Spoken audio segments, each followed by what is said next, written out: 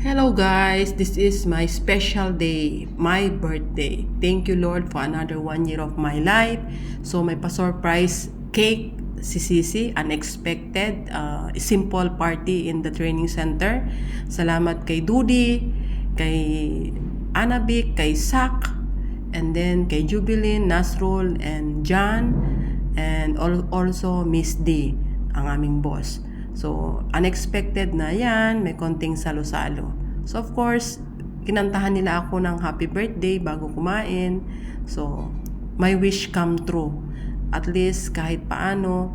So, yan, thank you Lord sa blessing na ipinagkaloob mo sa aking kaarawan. So, ito lang, sobrang saya ng puso ko sa araw na yan. Hindi ko yung aking kaligayahan. So yan yung mga nagpunta, salamat sa pa-birthday. Pag uwi ko sa bahay, may pa-surprise din. So ang galak ng puso ko, meron din silang surprise party. So unexpected. So meron ding pa-cake, may pansit, spaghetti. So kaya may pansit, pampahaba ng buhay. Happy birthday to me. And then yan. So yan yung cake, salamat. And then of course, kantahan uli for another wish. So salamat sa mga pumunta sa accommodation, sa mga Pilipina. Actually, kakunti na kami na Pinay, kaya sana mag-ano na tayo. Kumbaga magkaisa. Okay? So yan, ang saya-saya ko talaga niyan kasi kahit na napagod ka sa trabaho, so pagdating mo ganyan. So thank you Lord. So yan, talagang ang saya ng puso ko.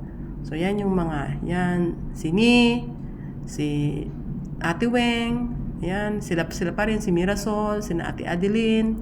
So, then, yan, salamat sa mga naki-birthday. So, yun lang ang aking masasabi sa aking kaarawan. Nag-effort sa paghanda, pagluto. Salamat, maraming salamat. Thank you Lord. Sana isbigyan mo pa kami ng mga malalakas na katawan at labanan ang mga anumang karamdaman dito habang nandito kami sa Qatar, lumalaban at nakikipag-sapalaran sa hamon ng buhay. Yan si Juby, pasayaw-sayaw pa siya. Of course, enjoy natin. Kahit simple pero masaya. Okay? So, yan. Ayaw niyang pa-video pero wala kang magagawa. Okay? So yan, maraming salamat.